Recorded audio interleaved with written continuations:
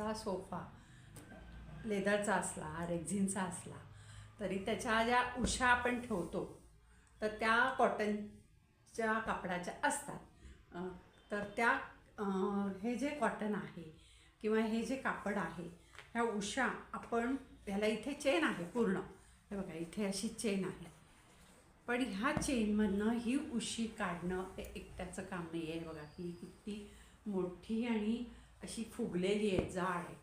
तर ही उशी आपल्याला काढून त्याच्यामध्ये घालणं हे एकट्याचं काम नाही आहे.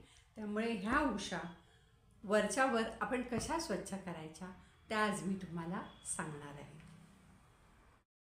हॅलो नमस्कार, मी अमरज्योती खेडकर आणि माझ्या चॅनलमध्ये तुमचं सगळ्यांचं स्वागत आहे. आज आपण बघणार आहोत की कॉटनच्या उशा म्हणजे ह्या ज्या कॉटनच्या कपड्याच्या उशा आहेत ह्या म्हणजे ह्याची कवरं आहेत ही न काढता आपण वरच्यावर कसे साफ करू अगदी सोप्या पद्धतीने. हे मी स्वतः करते आणि हे मी तुम्हाला आज सांगणार आहे. तर हे बघा, त्याच्यासाठी आता आपल्याला काय लागणार आहे, एक कापड, पण जरा जाड पाहिजे असं, मग कसलंही असलं तरी चालेल पण जाड पाहिजे, अगदी पातळ नको. तर हे कापड आहे. तर आता हे कापड आहे, हे बघा आता इथे हे थोडंसं आपण भिजवून घेऊया म्हणजे जिथे आपल्याला, आणि त्याच्यासाठी लागणार आहे की अशी एक म्हणजे आपलं झाकण असतं ना त्याच्यावर छोट्या कढईवर वगैरे ठेवायचं असं, त्याला मूठ असलेलं म्हणजे असं पकडायला असेल असं झाकण असतं. मग तुमचं असं काही नाही की काचेचंच पाहिजे, तुमचं स्टीलचं जरी असेल तरी चालेल. तर असं एक झाकण लागणार आहे आणि आपल्याला एक कॉटनचं कापड लागणार आहे. आता आपण काय करायचं आहे, कॉटनचं हे जे कापड आहे हे बघा, हे ह्याच्या आतमध्ये हे असं मी झाकण घातलं आहे. आणि आता इथे मी काही रब्बर लावत नाही आहे, पण तुम्हाला जर लावायचं असेल तर इथे एक रब्बर वगैरे असं काहीतरी लावून घ्या म्हणजे हे इथे घट्ट होईल. आता हे मी असं करून इथे पकडते, हे ताट झालेलं आहे. आता ह्याला हे पाणी लावायचं आहे ह्याला. आता ह्याला पाणी लावायचं आहे तर मी एक हे घेतलेलं आहे, या भांड्यामध्ये पाणी घेतलं आहे, त्याच्यात मी बुडवते त्याला.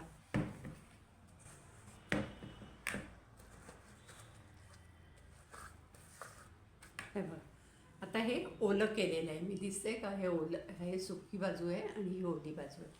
आता हे उशा आहे. आता ह्या आपल्याला उशांची कवरं स्वच्छ करायची आहेत. आता हे बघा, हे ह्याच्यावर झाकण ठेवायचं आणि असं असं घासायचं. थोडंसं ओलं होतं पण फॅन खाली ठेवलं की ते वाळून जातं, कारण आपल्या इकडे वरच्यावर एवढी धूळ येत असते ना की आपल्याला कळत नाही. पण ते दर 8-15 दिवसांनी या उशा अशा स्वच्छ केल्या ना तर त्या छान राहतं, म्हणजे त्याचं कापड पण छान दिसतं, डिझाईन पण छान दिसतं. नाहीतर मग खूप अशा मळकट झालेल्या दिसतात. आणि ह्याची एक मजा सांगते मी ना क्लिनिंग करणारे जे असतात त्यांना मी हे सोफा क्लीन करायला बोलवलं होतं.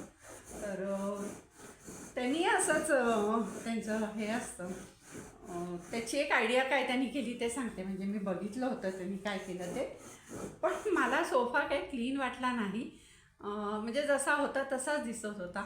मग मला असं वाटलं की एवढे पैसे द्यायचे आणि काय अगदी स्वच्छ काय होत नाही. ते काय असं तर काढून साबणाच्या पाण्यात धुवत नाहीत, ते पण असंच क्लीन करतात, व्हॅक्यूम क्लीनर वगैरे वापरतात. आता हे बघा, 1-2 मिनटं मी घासलं. आता तुम्हाला दिसतंय का हे काळं, हे बघा असं मी बाजूला करते म्हणजे मग तुम्हाला त्याचं काळं हे दिसेल. हे बघा इथे किती घाण आली आहे आणि इथली बाजू बघा, आणि हे जे झाले हे काळं काळं झालं आहे सगळं. तर ही सगळी धूळ असते, ती धूळ सगळी ह्याच्यामध्ये आलेली आहे. तर असं तुम्ही हे उशा दोन्ही बाजूनी, आणि थोडंसं ओलसर होते पण थोडी ओलसर झाली तरी काही हरकत नाही, ती नंतर आपण थोडासा फॅन लावला की ती वाळून जाते, पण क्लीन आणि स्वच्छ दिसतं. हे बघा, मी काय वरच्यावर हे करत नाही, धुवत नाही, ड्राय क्लिनिंग वगैरे हे असंच करत असते. आता ह्याच्यातला दुसरा एक भाग सांगते की जे येतात ना क्लीन करायला, ते काय करतात, त्यांच्याकडे शॅम्पू असतो आणि पाणी घेतात आपल्याकडनं आणि शॅम्पू टाकून त्या पाण्याला असा भरपूर फेस करतात. हे बघा, आता ह्याच्यात शॅम्पू टाकला आहे, असं असं असं करून भरपूर फेस करतात. हे बघा, आता हा फेस झालेला आहे. आता हा फेस ते घेतात. समजा आता ही उशी आहे, आता ही उशी घेतली आहे मी, तर ह्याला ते फेस असा वरचा लावतात, पाणी लावत नाही, फेस लावतात.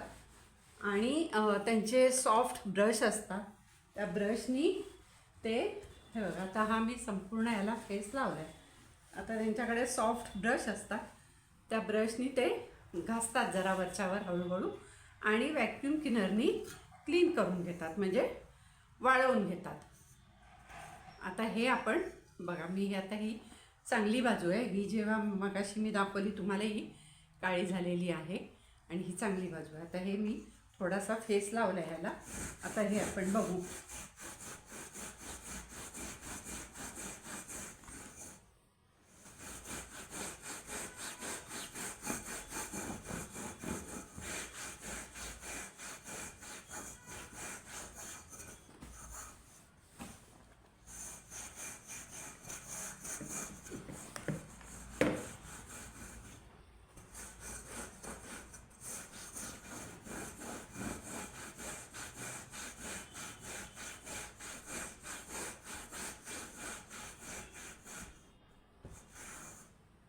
हे बघा, हे सगळं आता काळं काळं ह्याचं आलं आहे. मी 8 दिवसापूर्वी स्वच्छ केलं होतं.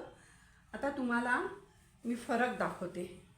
आता ही उशी बघा, आणि मी जी केली नाही आत्ता, ती दुसरी उशी दाखवते तुम्हाला.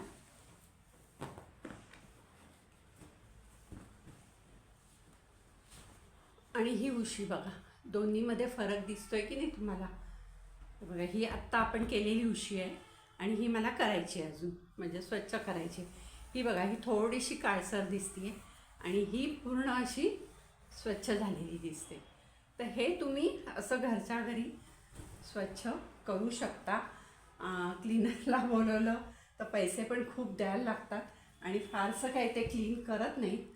त्यामुळे तसंच हे सोफा आहे, तर सोफ्याला सुद्धा तुम्ही असंच क्लीन करू शकता. कारण जे कापड असतं ते सगळं काढून ड्राय क्लिनिंगला देणं हे सोपं नाही आहे आणि त्याचा खर्च पण खूप असतो.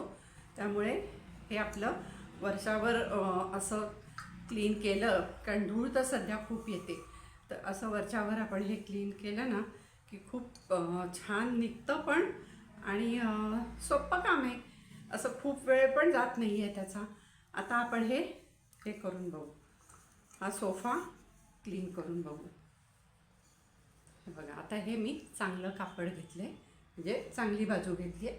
जे मगाशी काळी झालेली बाजू होती ती नाही घेतली. हे बघा, हे मगाशी आपण केलं होतं ही काळी झालेली बाजू आहे.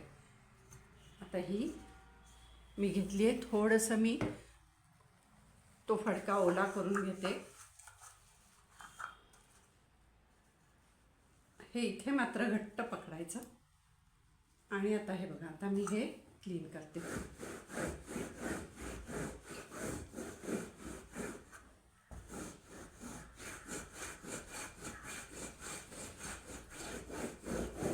असं ही मूठ असल्यामुळे आपल्याला पकडायला पण व्यवस्थित येतं, म्हणजे आपल्या हाताला पण त्रास होत नाही. आणि हे बघा, किती छान आपल्याला क्लीन करता येते. तर मी तुम्हाला हा सगळा इथला माझा सोफा क्लीन करून दाखवते.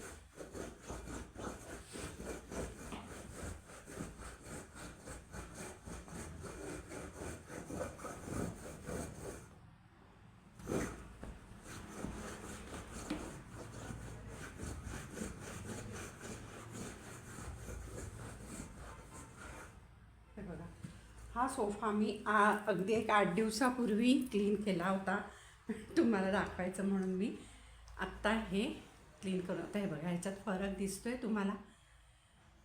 हे आत्ता केलेलं आहे, हे किती काळं झालं आहे. आणि बाजूचं कापड बघा आणि हे कापड बघा, किती धूळ असते आणि घाण असते बघा. ही सगळी अशी निघून आली ना की सोफा स्वच्छ दिसायला लागतो. थोडा वाळला, आता ओलसर आहे, वाळला की छान दिसतो. तर हे मला तुम्हाला सांगायचं आहे की घरच्या घरी आपण चांगल्या पद्धतीने क्लीन करू शकतो. हे फक्त ओला आहे म्हणून काळं दिसत नाही आहे. तर हे बघा, बाजूचं कापड बघा आणि हे कापड बघा, किती धूळ आहे. आपला सोफा आणि सोफ्याचे कुशन्स, त्याची कवरं, हे कसे क्लीन करायचे. वरच्यावर केलं तुम्ही, अगदी 8 दिवसांनी नाही पण 10 दिवसांनी असं एक रुटीन ठेवलं, महिन्यातनं 2दा हे क्लीन करायचं. तर आपण असं बसल्या बसल्या टी व्ही बघतोय, हे करतोय, तर हे सगळं सामान घेऊन बसलं तर आपण करू शकतो. तर असं हे क्लीन केलं तर आपले कुशन्स कवर, त्याचे कवरं खूप छान राहतात, घाण होत नाही, काळी पडलेली दिसत नाहीत. आता ह्या माझ्या सोफ्याला 10 वर्ष झाली पण अजूनही त्याचे कुशन्स सगळे बघा छान आहेत, म्हणजे कुठे काळं झालेलं दिसत नाही आहे, स्वच्छ दिसतात. मी असे ह्याला वरच्यावर असे ह्याला क्लीन करत राहते. तर तुम्हाला कसं वाटतं, तुम्हाला जर आवडलं असेल किंवा तुम्ही जर वेगळ्या पद्धतीने काही करत असाल तर तुम्ही तेही सांगा. म्हणजे जर अशा पद्धतीने खूप सोप्या पद्धतीने आपण आपले घरचे कार्पेट, कुशन, म्हणजे सोफ्याचे कुशन कवर आणि सोफा असं आपण घरच्या घरी क्लीन करू शकतो. त्याला जास्त काही लागत नाही, एक कापड लागतं, एक झाकणी म्हणजे अशी ज्याला धरता येईल अशी झाकणी लागते आणि पाणी, बस, बाकी काही नाही. आणि असं काही नाही, बसल्या बसल्या तुम्ही असं गप्पा मारायला बसले आहेत, काही करायला बसले आहेत, तर तुम्ही असं बसल्या बसल्या असं फिरवलं ना. आता हे कार्पेट आहे, हे बघा, हे बघा, हे कार्पेट आहे, ह्याचं हे डिझाईन आहे मधलं, हे व्हाईट आहे म्हणजे पांढरं आहे. आणि तुम्हाला खोटं वाटेल पण ह्या कार्पेटला जवळजवळ 20 वर्ष झाली आहेत. आता हे मी वॉशिंग मशीनमध्ये टाकून धुवू शकते, कारण हे मी काश्मीरहून आणलं होतं. तर हे मी 20 वर्ष झाले, मी वर्ष 1.5 वर्षातनं एकदा मी धुवून टाकते मशीनला लावून. पण वरचेवर मी असं साफ करते, हे बसल्या बसल्या असं, हे बघा, असं साफ करते. त्याच्यावरची धूळ गेली ना की हा पांढरासुद्धा जो म्हणजे त्याचं जे डिझाईन आहे ते सुद्धा किती छान दिसतंय बघा. अजून ते असं काळं काळं पडलं नाही आहे. असं बसल्या बसल्या मी स्वच्छ करते. किंवा हा व्हिडिओ आवडला असेल तर तुम्ही हा नक्की शेअर करा, म्हणजे कसं की दुसऱ्यांना पण त्याचा फायदा होईल. आणि आपल्या चॅनलला लाईक करा, शेअर करा आणि सबस्क्राईब करायला विसरू नका. तसंच कमेंटमध्ये मला सांगा की तुम्ही काय करता किंवा तुमच्याकडे कोणती आयडिया आहे ती पण सांगा. असं एकमेकाला सांगितल्याने प्रत्येकाला त्याचा फायदा होतो. आणि मग हे जे आहे माहिती आहे हे आपल्याजवळ ठेवून नुसते ठेवण्यात काही पॉईंट नाही ना, ते दुसऱ्यांना सांगावं म्हणजे त्यांनाही त्याचा फायदा होतो असं मला वाटतं. धन्यवाद.